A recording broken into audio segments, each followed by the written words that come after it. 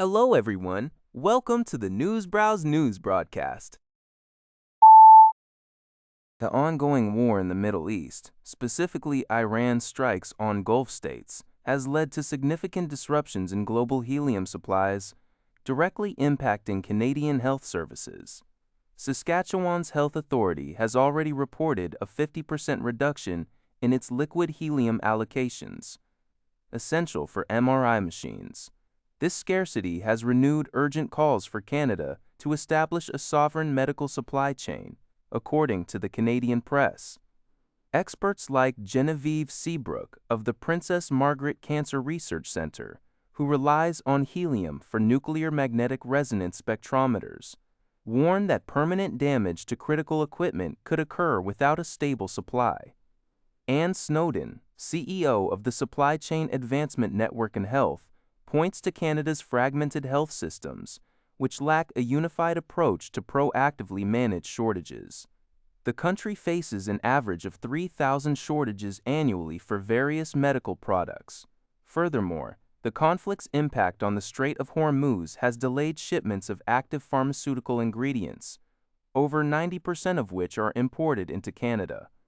While HealthPro Canada is challenging price hikes and requiring suppliers to maintain 3 to 6 months inventory, a long-term solution involves domestic production and interprovincial collaboration to reduce reliance on volatile global markets. The Canadian Food Inspection Agency, CFIA, has announced recalls for several food products across Canada due to potential Listeria contamination. City News Everywhere reports that the affected items include Co-op brand creamy garlic and spinach salads, sold in Alberta, British Columbia, Manitoba, Northwest Territories, and Saskatchewan, with best before dates between March 24th and April 4. Additionally, numerous shredded cheese products, such as Bothwell, Goldstream, and Paradise Island brands, are subject to a national recall. The recall also extends to certain cheese ingredients found in HelloFresh meal kits sold across the country. An expansion from an earlier alert, Listeria can be present in food without visible spoilage, and symptoms of illness can include vomiting, nausea, and persistent fever. However, the CFIA confirms that no illnesses have been reported in connection with these specific recalls so far. Consumers are advised not to consume the recalled products and to consult the CFIA website for a complete list of affected items.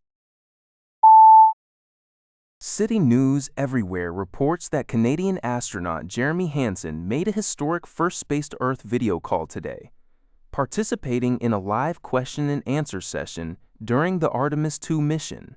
Speaking from NASA's Orion spacecraft, approximately 3 days into the 10-day lunar flyby, Hansen shared his impressions of the journey and provided insights into daily life beyond low Earth orbit.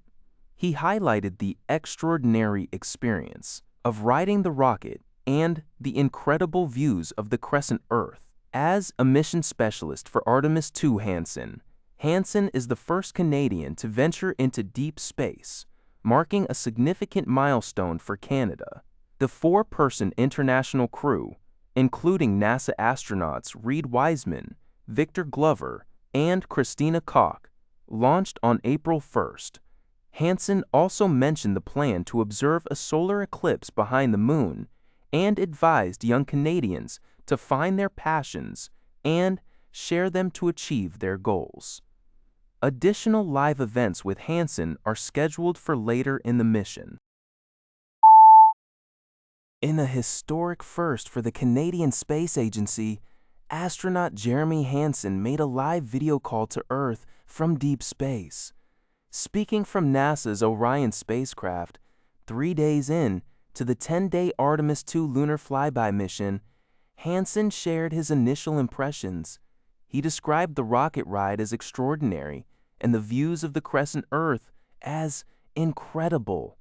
The event, hosted by CSA President Lisa Campbell, marks Hansen's role as the first Canadian astronaut to venture into deep space, part of a four-person international crew. He also mentioned an upcoming opportunity to witness a solar eclipse behind the moon.